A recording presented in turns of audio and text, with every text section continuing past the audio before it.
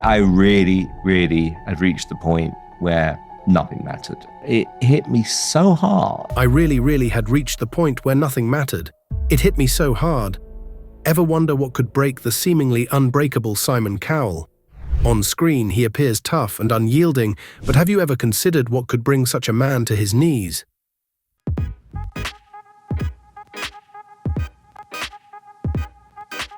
In a recent interview, Cowell finally revealed the heartbreaking and tragic events that have been unfolding behind the scenes. What exactly caused this heartbreak, and how did it affect his life? Join us as we take a closer look at the life of Simon Cowell and uncover the emotional struggles that have shaped him.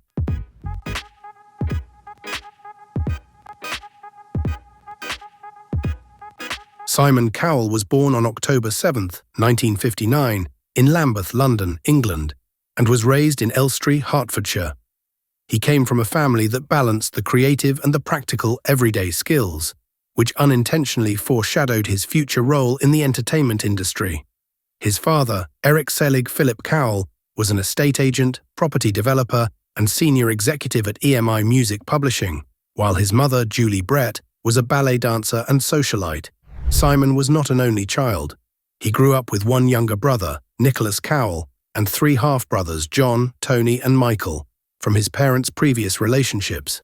The dynamics of his family helped him to cultivate both business skills and artistic influence.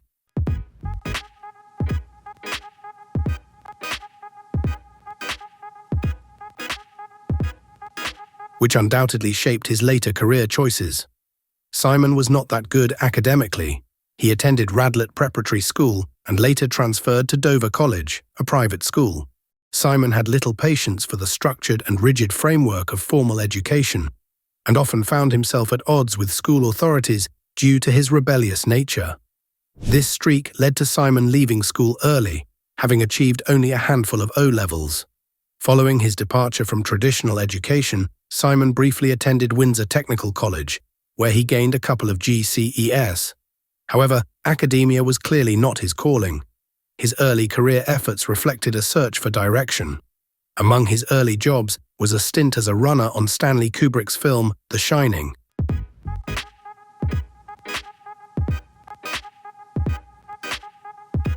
Which he left after a dispute with a boss. He also worked in his father's properties, experiences that reinforced his preference for the creative industries over conventional jobs. Simon's path took a more defined direction when he entered the music industry, a field where his father's influence became beneficial to him. Eric Cowell played a role in Simon securing a mailroom job at EMI Music Publishing, where he worked his way up to a talent scout position. While at EMI, Simon learned the nuances of the music business, talent scouting, and artist management, establishing a foundation that would prove instrumental in his future endeavors. The entrepreneurial spirit ran deep in Simon, and by the early 1980s, he felt ready to take a bold step. Alongside his former EMI boss, Ellis Rich, Cowell founded E&S Music. This venture allowed Simon to perfect his skills in identifying talent and producing music, even though it experienced only modest success.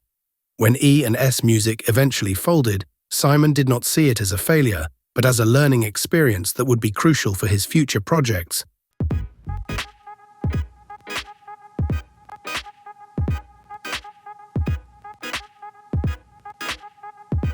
From mailroom to music production. In the early 1980s, Simon Cowell, a young and ambitious man working in the mailroom at EMI Music Publishing, decided to take his first major step into the music industry. Not content with sorting mail for others, he co-founded E&S Music with a former colleague from EMI. This marked his initial foray into music production and demonstrated his desire to shape the music world. However, the venture was not the success Cowell had hoped for. By 1983, E&S Music had folded, but Cowell, undeterred by this setback, saw it as a learning experience rather than a failure. It became a stepping stone to his next, more significant undertaking in the music business. Refusing to let early disappointments define his career, Simon Cowell co-founded Fanfare Records with Ann Burton in the mid-1980s.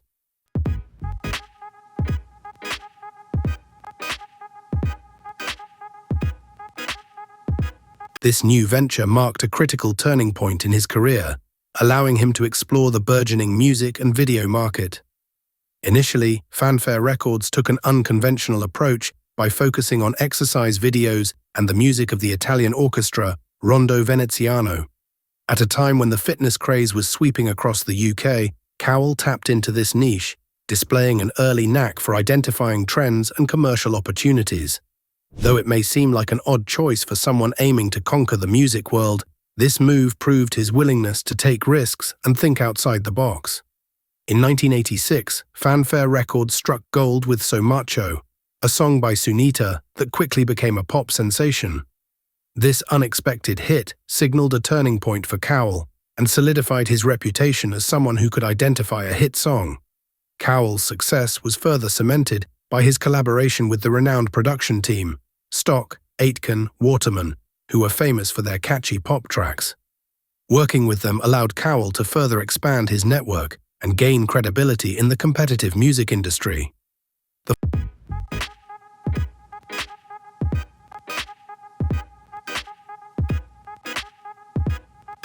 fall of Fanfare Records and reinventing himself at BMG. Just as Simon Cowell was starting to taste the fruits of his hard work, Fanfare Records began to encounter serious financial difficulties. By 1989, the company was struggling to stay afloat, and creditors were circling. The situation came to a head when Pete Waterman, a significant figure in Stock Aitken Waterman and a key creditor, froze Fanfare's assets over unpaid debts. In a particularly dramatic twist, Waterman even repossessed Cowell's Porsche as compensation for the outstanding fees. This period was a harsh lesson for Cowell, who narrowly avoided personal bankruptcy.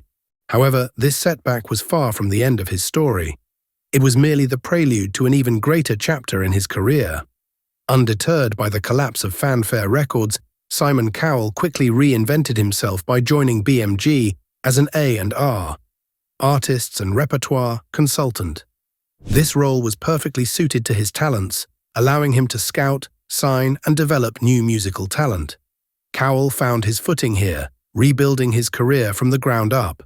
His ability to spot marketable talent and understand commercial potential was instrumental in his success at BMG. During this time, he launched S Records under the BMG umbrella, where he continued to make unconventional choices that would define his unique approach to the music business. Cowell. He orchestrated projects involving characters like Zig and Zag, the Power Rangers, and even the World Wrestling Federation, WWF, now WWE. These projects might not have appealed to the mainstream music elite, but they generated substantial revenue and visibility for his label. Cowell demonstrated his ability to think outside the box, opting to market records that appealed to a younger, often overlooked audience. This unconventional approach laid the foundation for his later successes and established his reputation as a savvy businessman who could turn even the oddest concepts into commercial gold.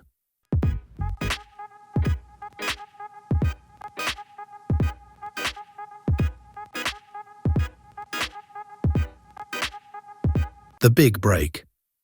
In 1995, Cowell's career trajectory changed dramatically when he convinced actors Robson Green and Jerome Flynn, known from the TV drama Soldier Soldier, to record Unchained Melody after their performance of the song became an unexpected hit with viewers. The single's release was a massive success, topping the UK charts for 7 weeks and becoming the best-selling single of 1995. This success not only earned Cowell his first million, but also proved his ability to recognize a hit before it happened. This marked a significant milestone in Cowell's career and was the first of many such victories that would come to define his career in the music industry. With the success of Unchained Melody, Cowell's confidence and reputation were both on the rise. He continued to sign and develop successful acts, including the boy bands Five and Westlife, and even the children's phenomenon, the Teletubbies. His ability to identify, shape, and market talent across diverse genres, ranging from pop to novelty, solidified his status as a key player in the music industry. Cowell's ability to understand what the public wanted, combined with his unique marketing strategies, set him apart from his peers. His focus was not just on finding artists with potential, but on creating a complete package that could dominate both the charts and popular culture. By February 2001, Simon Cowell was ready to take his career to the next level. He joined the judging panel of the inaugural series of Pop Idol, a British television music competition. This role allowed him to introduce his now iconic, blunt and often brutally honest style of judging to the public. Audiences either loved or hated him, but his no-nonsense approach made him a defining feature of the show. The massive success of Pop Idol paved the way for Cowell to bring his signature style to American television as a judge on the first season of American Idol in 2002. The show became a cultural phenomenon, and Cowell's fame skyrocketed in the United States. His presence on these shows not only boosted his profile, but also helped transform reality TV, particularly in the realm of talent competitions. Riding on the wave of his television success, Cowell founded SECO in February 2005, a global entertainment company encompassing Syco Music, Syco TV, and Syco Film. Syco quickly became a powerhouse in the entertainment industry, producing multiple successful acts and TV shows. One of Syco's standout successes was the operatic pop group, Il Divo, which featured 4 international singers and became a global sensation. This venture underscored Cowell's ability to bridge music and television, creating a synergy that maximized profits and expanded his influence across different media platforms. Even after leaving American Idol in 2010, Cowell's impact on television continued to grow. In February 2004, he launched The X Factor, a show that would become another hit, solidifying his position as a leading figure in the music and entertainment industries. By February 2014, Cowell's Got Talent franchise had become so successful that it was recognized by Guinness World Records as the most successful reality TV format globally, with versions airing in over 68 countries. This achievement marked Cowell not just as a television personality, but as a visionary who revolutionized how music talent was discovered, showcased, and marketed worldwide. Allegations of mistreatment on Cowell's shows. In recent years, Simon Cowell has been entangled in significant controversies and legal challenges. Many of these issues stem from the allegations made by former contestants on his shows who have accused Cowell and his company, Syco Entertainment, of unethical practices and mistreatment behind the scenes. These allegations have led to multiple lawsuits and sparked public debate about the darker side of reality television, where the quest for fame and ratings can come at a high personal cost for participants. A major legal battle began in 2022, when 6 former contestants from various Cowell-produced shows announced their intention to sue Syco Entertainment. Each of these claimants demanded compensation of at least £1 million, around $1.2 million, citing their experiences on Cowell shows as fraught with bullying, mistreatment, and negligence.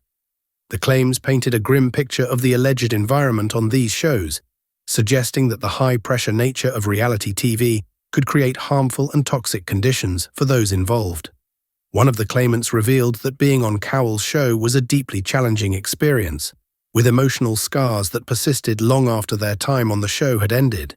This contestant's account emphasized the significant psychological toll that such experiences could have, hinting at the broader emotional consequences faced by many reality TV participants.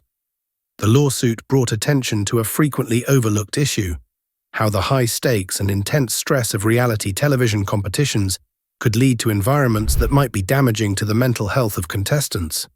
In 2023, another high-profile legal case emerged, capturing widespread media attention. Katie Weisel, a former contestant on The X Factor, took the bold step of suing Simon Cowell and Syco Entertainment. What made Weisel's case particularly noteworthy was her determination to seek justice. She had retrained as a lawyer specifically to bring legal action against Cowell's company. He openly described the challenges of his back surgery and the difficulties that followed, admitting that the experience was more grueling than initially anticipated. Beyond the immediate aftermath of the surgery, Cowell faced ongoing complications. In 2022, he experienced another accident in London, which exacerbated the lingering issues from his initial injury. In an interview, he revealed that the consequences of the 2020 accident were more severe than he had let on publicly, including enduring long-term nerve damage. Cowell recalled a particularly painful moment when he attempted to kick a football with his son Al Eric at a fun fair, which resulted in severe pain, demonstrating the enduring effects of his injury. He reflected, "I didn't talk about it too much at the time, I kept a lot back. It was a lot worse than people thought. I had a lot of long-term nerve damage as well." This admission underscored the extent of his physical challenges and the complexities involved in his recovery journey. A devastating loss, a particularly difficult chapter in Simon Cowell's life, came with the loss of his parents, especially his father, Eric Cowell. The death of his father coincided with a significant professional milestone for Cowell, his managed boy band Westlife reaching #1 on the charts with their debut single, Swear It Again. However, this moment of triumph was deeply marred by tragedy. Eric Cowell passed away from a heart attack before he could hear the news of the band's success. This bittersweet coincidence intensified the emotional weight of the achievement. Cowell recalled the moment he called his mother, Julie Cowell, from Germany, to share the news of Westlife's chart-topping success. During the call, he immediately sensed something was wrong. Tears rising in my throat, Cowell later reflected, "I could just tell that something wasn't right." His intuition was confirmed when he learned of his father's passing. In a conversation with Stephen Bartlett on the Diary of a CEO podcast, Cowell described the moment as bittersweet, reflecting on the collision of personal grief and professional success. He admitted that he had always assumed his parents would be around forever, and their sudden loss was a crushing blow. He expressed a profound sense of regret, stating that he would have traded all his professional achievements just to have his father back. Simon Cowell's relationship with his father was one marked by admiration and deep respect. He often spoke fondly of their bond, describing it as amazing. He recalled that he only ever argued with his father once, an event significant enough to be etched in his memory. Cowell noted that his father's temper, while rarely displayed, was powerful enough to make him avoid further conflict, reflecting the deep respect he had for his father's authority. This rare moment of tension highlighted how much Cowell valued their relationship and how he regarded his father's guidance as irreplaceable. Cowell has also shared deeply personal reflections on how his father's death impacted him. He revealed that he continues to speak to his father in his mind, finding solace in his faith and belief in God. This ongoing sense of his father's presence, even after his death, provided Cowell with comfort during his grieving process. A double loss. The loss of his mother, Julie Cowell, in 2015, 16 years after his father's passing, deepened Simon Cowell's grief and led to what he described as a terrifying downward spiral. Her death brought back the emotional pain of losing both his parents, the closest confidants and sources of support in his life. Cowell explained that the loss of his mother made everything material seem insignificant, reflecting a profound sense of disillusionment and despair. He felt that professional success and material wealth were trivial compared to the personal grief he was enduring. Cowell's grief also intersected with his professional life during this time. Despite staying awake until the early morning hours to complete his work, he admitted that he was not particularly enjoying his career. Work had become a means to fill the void left by his parents' deaths, rather than a source of genuine fulfillment or joy. This period of intense grief and dissatisfaction underscored how personal loss can profoundly affect one's outlook on life and work, prompting a re-evaluation of what truly matters. Through the loss of both parents, Simon Cowell has navigated a journey of deep emotional struggle, reflection, and eventual acceptance. He has shared how these experiences shaped his understanding of life, success, and personal fulfillment.